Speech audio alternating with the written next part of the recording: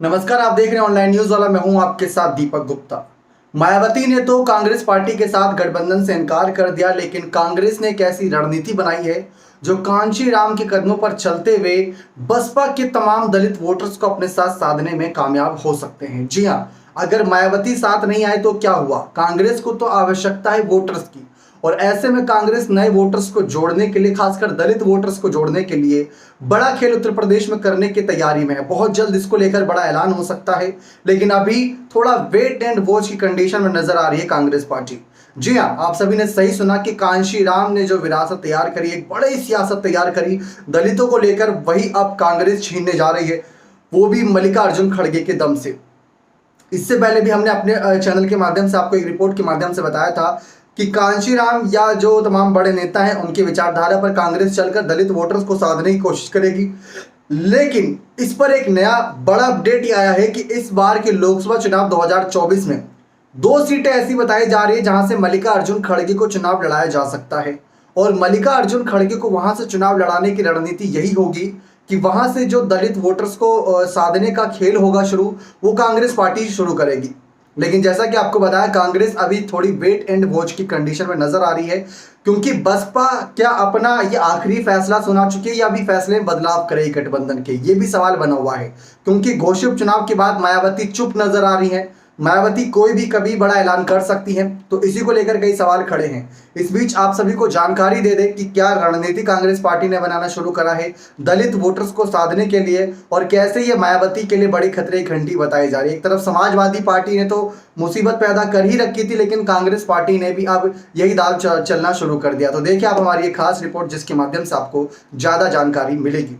दिल्ली की सत्ता का रास्ता उत्तर प्रदेश से होकर गुजरता है, यह बात यूं ही नहीं कही जाती, बल्कि चुनावी ट्रैक रिकॉर्ड भी इसकी तस्दीक करते हैं। पंडित जवाहरलाल नेहरू से लेकर इंदिरा गांधी, राजीव गांधी, अटल बिहारी वाजपेयी, नरेंद्र मोदी तक उत्तर प्रदेश से जीतकर देश के प्रधानमंत्री बने हैं।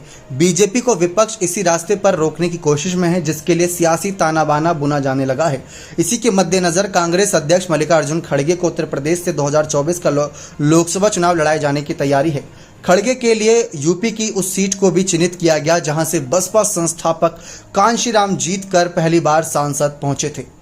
इसके साथ ही कांशीराम ने उत्तर प्रदेश में दलितों के दिल में राजनीतिक चेतना जगाई थी और बसपा को नई सियासी बुलंदी पर पहुंचाने का काम किया। 3 दशक के बाद बसपा यूपी की सियासत में हाशिए पर पहुंच गई है, तो कांग्रेस खड़गे के जरिए दलितों को अपने साथ जोड़ने की रणनीति पर काम कर रही है। जी हाँ, आपको बता दें कि कांग्रेस मल्लिकार्जुन खड़गे को यूपी में किस सीट से चुनावी मैदान में उतारेगी, ये भविष्य के गर्भ में है। लेकिन एक बात साफ है कि दलित वोटों को जोड़ने के लिए कांग्रेस बहुत गंभीर है। ऐसे में कांग्रेस मानना है कि बसपा प्रमुख मायावती विपक्षी गठबंधन इंडिया का हिस्सा ना बनकर बीजेपी की मददगार बन रही है। ऐसे में यूपी सहित देश भर में दलित वोट साधने के लिए कांग्रेस अध्यक्ष और राज्यसभा में विपक्ष के नेता खड़गे को दक्षिण के कर्नाटक में उनकी गुलबर्गा सीट के साथ ही यूपी की इटावा या बाराबंकी सीट से विपक्षी गठबंधन के उम्मीदवार के तौर पर उतारा जाए। खड़गे को यूपी चुनाव में लड़ने की जिन सीटों पर चर्चा हो रही है, उसमें एक सीट इटावा और दूसरी सीट बाराबंकी है। इन दोनों ही सीटों पर फिलहाल भारतीय जनता पार्टी का कब्जा है।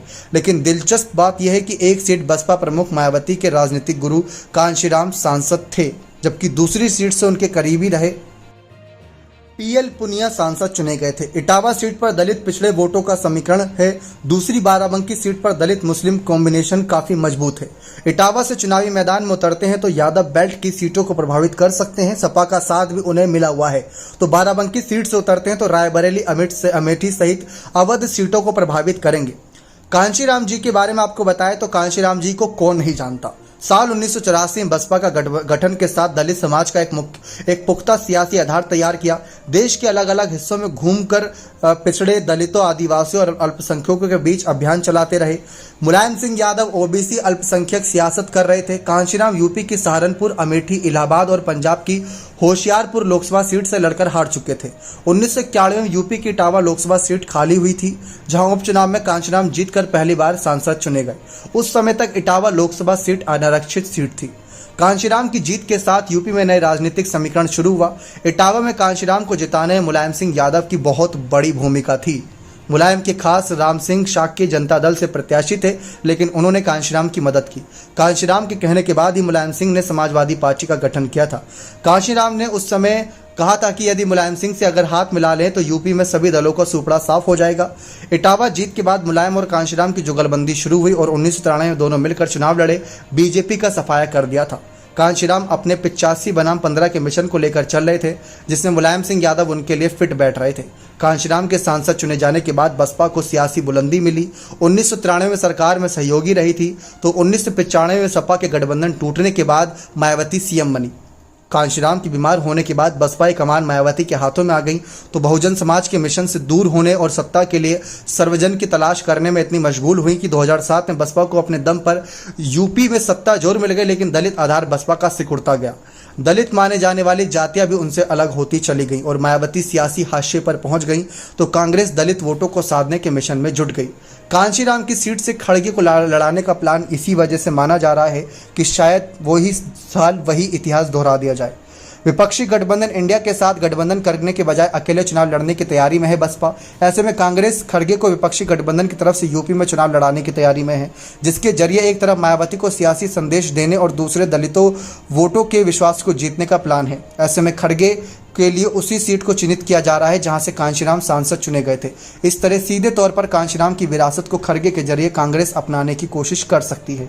खड़गे भले ही कांग्रेस में हो और मौजूदा समय पार्टी अध्यक्ष के तौर पर हैं, लेकिन कर्नाटक में इस साल में हुए विधानसभा चुनाव में कांग्रेस खड़गे के जरिए दलित वोटों को एकमुश्त कर अपने पक्ष में करने कामयाब में रहे।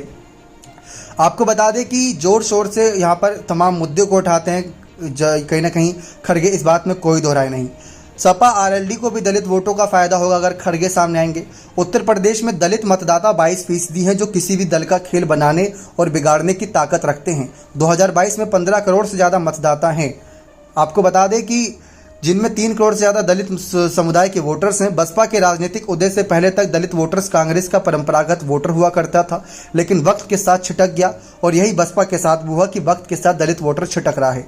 कांग्रेस दलित वोटों को वापस हासिल करने की कोशिश में जुटी है, जिसके लिए ही मल्लिकार्जुन खड़गे को पार्टी कमान सौंपी गई और अब उन्हें यूपी चुनाव लड़ाने की तैयारी है। ऐसे में देखना है कि कांग्रेस का खड़गे दाव कितना सफल होता है। तो देखा आप सभी ने किस तरीके से मायावती के वोटर्स को साधने के लिए कांग्रेस पार्टी मल्लिकार्जुन खड़गे पर भरोसा जताना शुरू कर देगी।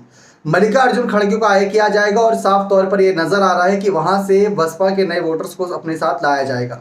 अब वो बड़ा खेल होगा। जैसा कि आप जानते हैं कि उत्तर प्रदेश के विधानसभा चुनाव में मायावती को एक ही सीट मिली थी, बसपा को एक ही सीट मिली थी, लेकिन मायावती का जो वोट बैंक था वो करोड़ों में था, करोड़ों की संख्या में उनको वोट मिले थे। तो ये बात दिखाता है कि मायावती के साथ भले ही सीटें ना गई हों, लेकिन वोट बैंक आज भी उनके साथ है।